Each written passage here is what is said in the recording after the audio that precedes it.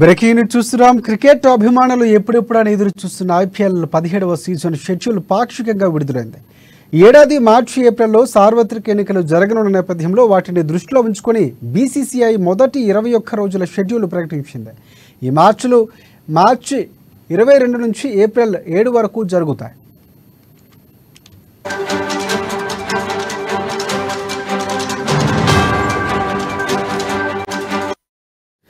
చెన్నై, ముంబై, మొహాలి, కోల్కతా, జైపూర్, అహ్మదాబాద్, బెంగళూరు, లక్నో, విశాఖపట్నం వేదికలు తొలి 21 మ్యాచ్లకు ఆతిథ్యం ఇవ్వనున్నాయి.